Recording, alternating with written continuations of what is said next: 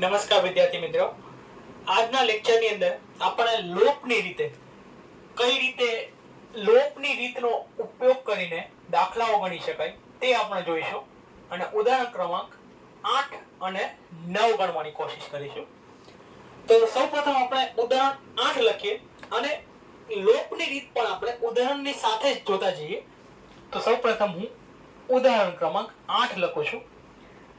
મને કહ્યું છે કે બે વ્યક્તિની માસિક આવકનો ગુણોત્તર માસિક આવકનો ગુણોત્તર 9:7 છે. આ મને પ્રથમ વસ્તુ કહી છે અને મને એવું કહ્યું છે કે તેમના માસિક ખર્ચનો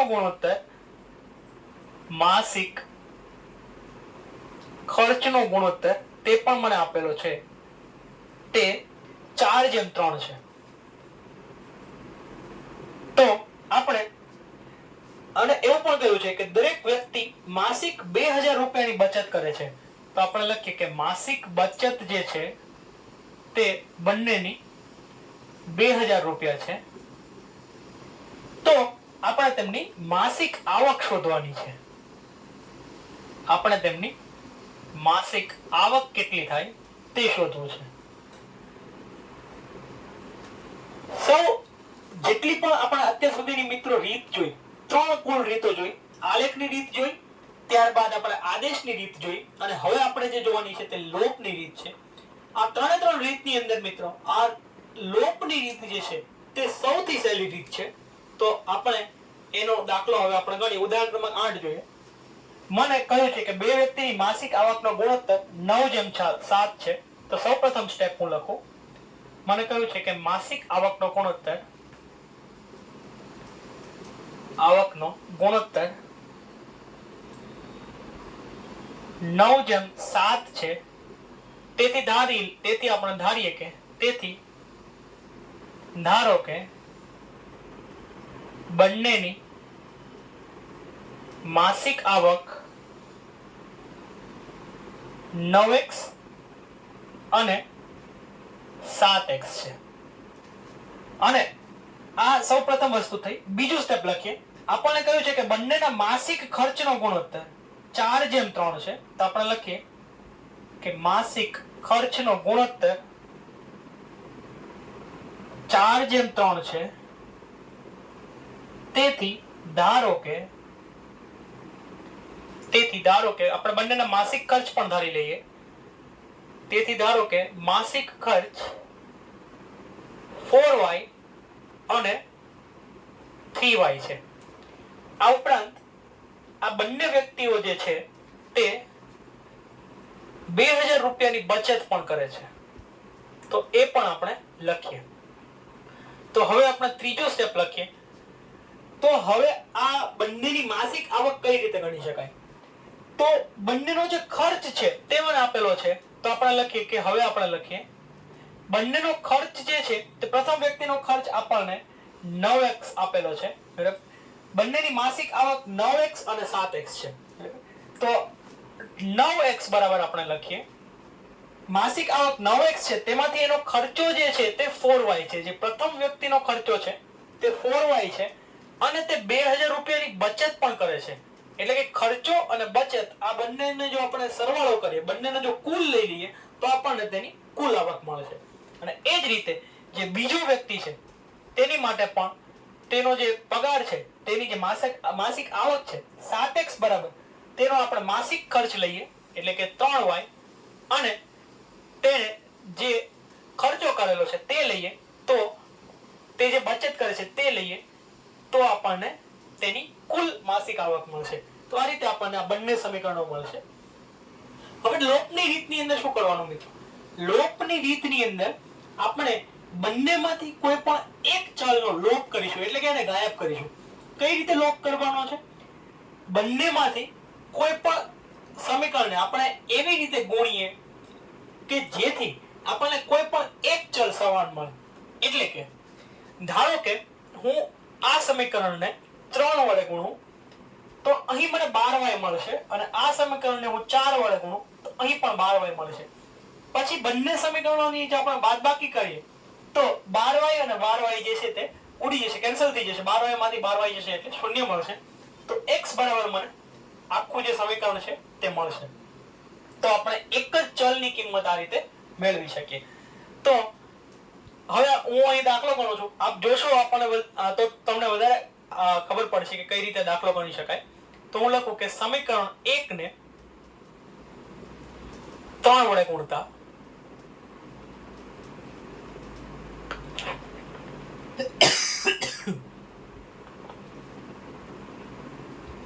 તો હવે તમે જુઓ કે 9x ને આપણે 3 વડે ગુણીએ તો 9 3 ને 27 એટલે 27x મળશે.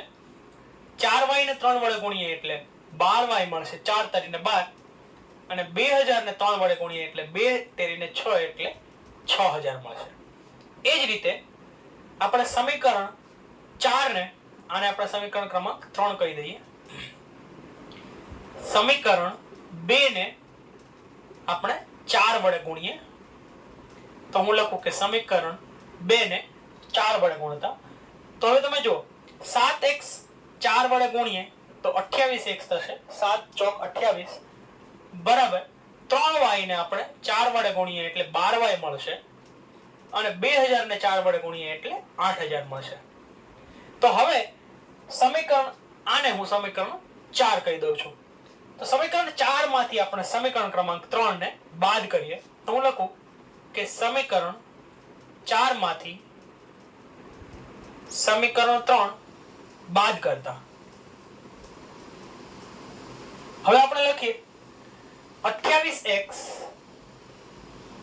બરાબર 12y વત્તા 8000 અને નીચે લખીએ 27x બરાબર 12y વત્તા 6000. આ પ્રકારની લોપની રીતની અંદર મિત્રો નીચેનું સમીકરણ હંમેશા જોવાનું. નીચેના સમીકરણની અંદર જેટલી પણ નિશાનીઓ આપણને આપેલી હોય તે તમામ નિશાનીઓને આપણે બદલાવી દેવાની. એટલે કે ધન હોય તો ઋણ કરી દેવાની અને ઋણ હોય તો ધન કરી દેવાની. તો 27 ની નિશાની ધન છે તો એને હું ઋણ કરી દઉં. 12 ની નિશાની પણ ધન છે તો ઋણ કરી દઉં. 6000 ની નિશાની પણ ધન છે તો ઋણ કરી દઉં. અને જે પ્રમાણે મિત્રો નિશાની હોય તે પ્રમાણેની ક્રિયા કરીશું. એટલે કે જો માઈનસ હોય તો આપણે ઋણ નિશાની હોય તો બંનેનો બાદબાકી કરીશું અને ધન નિશાની હોય તો બંનેનો સરવાળો કરીશું. ઋણ નિશાની છે 28x માંથી 27x જાય એટલે માત્ર x મળશે. ઋણ નિશાની છે 12y માંથી 12y જાય તો શૂન્ય મળશે, લખવાની જરૂર નથી. અને અહીં પણ ઋણ નિશાની છે 8000 માંથી 6000 જાય તો આપણને 2000 મળશે. તેથી x બરાબર મને 2000 મળ્યા. x ની કિંમત મને મળી ગઈ મિત્રો.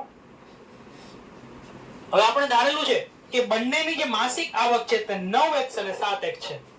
તો પ્રથમ વ્યક્તિ માટે લખીએ સમીકરણ ક્રમાંક સ્ટેપ નંબર 5 લખીએ કે પ્રથમ વ્યક્તિની આપણે લખીએ પ્રથમ વ્યક્તિની માસિક આવક આપણે 9x ધારેલી.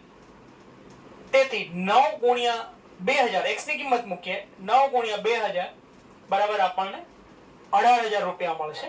આ પ્રથમ વ્યક્તિની માસિક આવક મને મળે છે 18000 રૂપિયા. અને એ જ રીતે આપણે લખીએ કે બીજા વ્યક્તિની માસિક આવક આપણે ધારેલી 7x.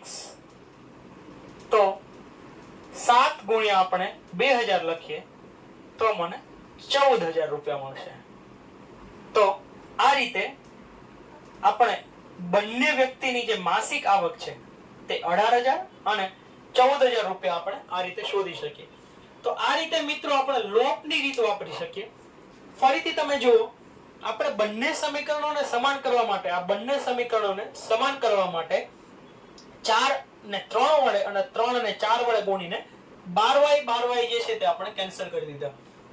મારે શોધવાની બંનેની માસિક આવક એટલે કે x ની કિંમત શોધવાની હતી, તેથી મેં y ની કિંમત સમાન કરી અને તેને કેન્સલ કરી દીધા. તે આખું પદ જે હતું તેને આપણે ઉડાડી દીધું.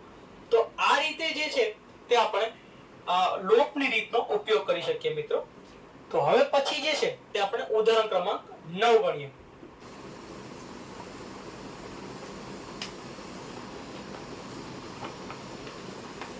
તો તો હવે તમે ઉદાહરણ ક્રમાંક 9 ની રકમ જોશો.